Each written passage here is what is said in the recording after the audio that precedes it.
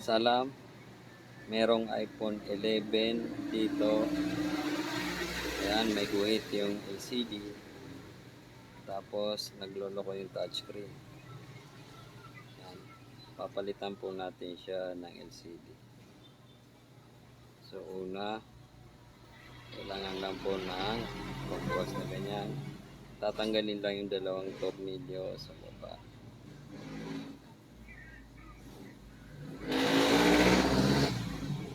Ganyan lang po. Tapos yung mga tornilyo na dalawang yan, ako ginagawa ko, nilalagyan ko ng tape para hindi siya mawala. Yan. Yan. Tapos tsaka ako tatanggalin yung mga pandikit. Yan ang ginagamit kong pantanggal ng pandikit. Pinapalibot ko yan. Bale, papast forward ko to para hindi masyadong mahaba. Ayan. Napalibot ko na po yan. Ngayon, tutuklapin ko na lang yan.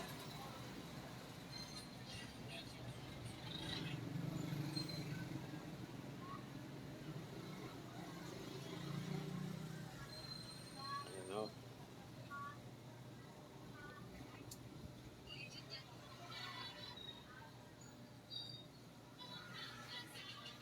Papatayin ko yung flashlight.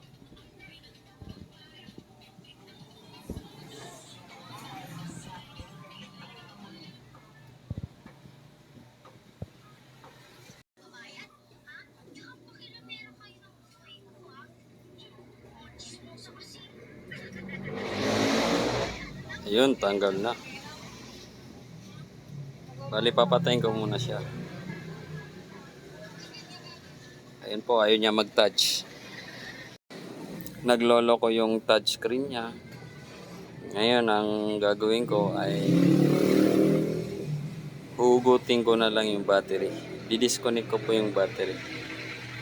Bali, ganyan. Meron pong tatlong tornilyo dyan. Kailangan po na natin siyang tanggalin. Yan. Isa. Dalawa. Tatlo. Sa pag-disconnect ng battery, ang gagamitin nating pang-disconnect ay plastic. Kasi bawal po dyan yung bakal, gawa nung baka mamaya mag-short circuit. Ayan.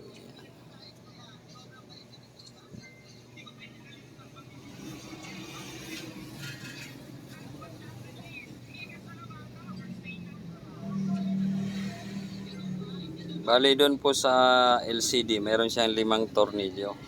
Ipa-fast forward ko po ito para hindi masyadong mahaba yung video natin.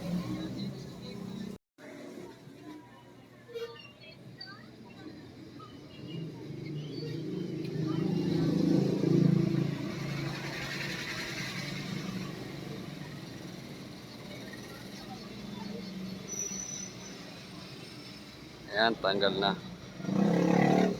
Bali 5 tornilyo yung tinanggal ko dyan. Ayan po sila.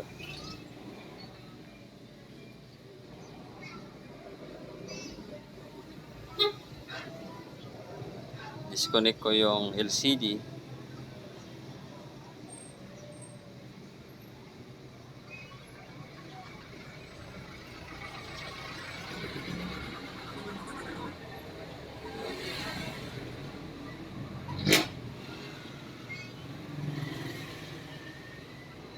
Bali, ito po yung bagong LCD na kakabit natin sa kanya.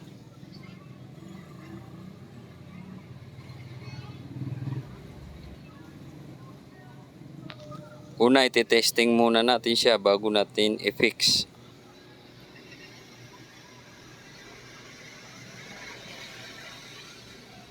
Yan, kinabit ko muna yung mga flex.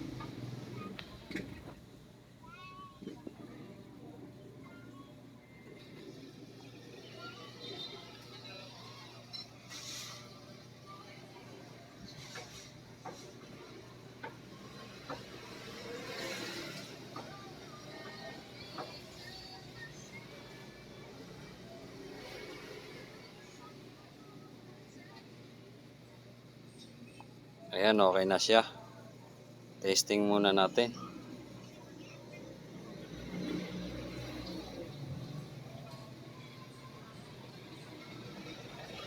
Bale, papatayin ko na siya, tapos i-fix ko na siya.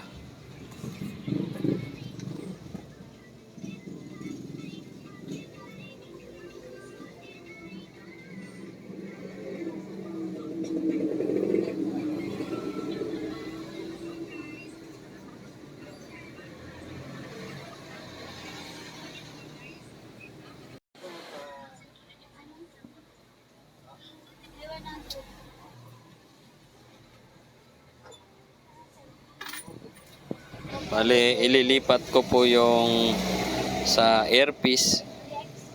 Nakatornilyo rin po yung airpiece nito. Tatlong malaking tornilyo at saka isang maliit.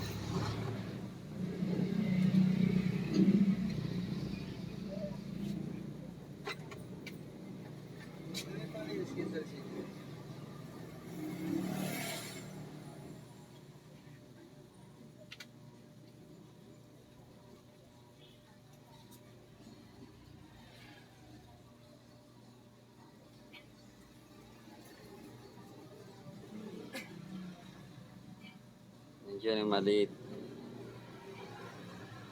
Ang tanggal na. Yan po, nilipat ko na siya.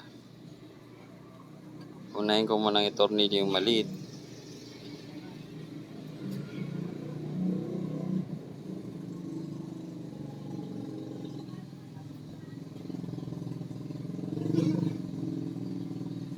Tapos yung tatlo naman na tornilyo.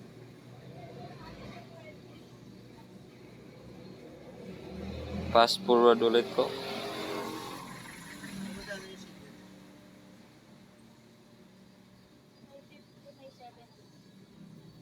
Yan po, nailipat na natin yung airpiece.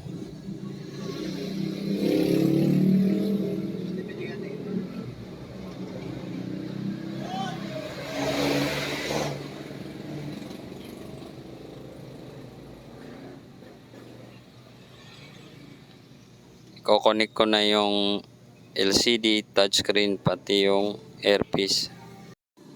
Bali, huli nating iko-connect yung battery. Ayun. Ayun, babalik na po natin siya. Bali, 5 po yung tornilyo niyan.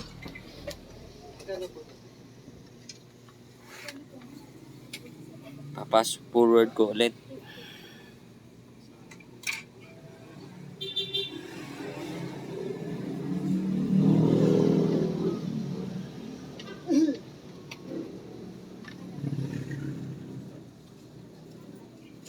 Tapos yung takip ng battery. May 3 tornilyo to.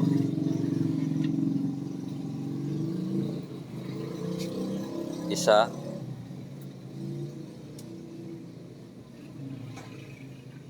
Dalawa. Tatlo.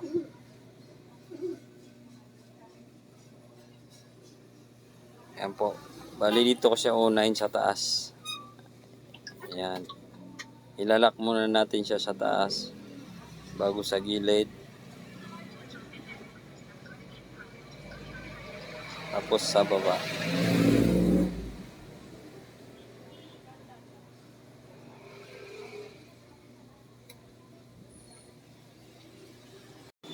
Bali, dahan-dahan lang yung pagdiin. Yan po, naka-fit na siya. Okay na siya. Ito, tornilyo ko na lang siya. Yung 2 tornilyo po sa labas, ayun siya.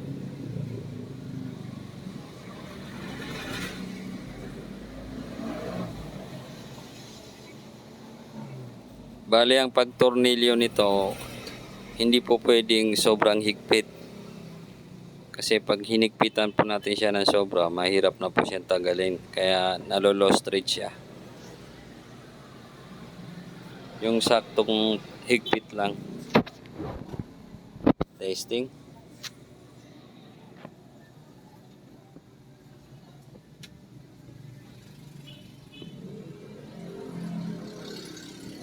Okay na.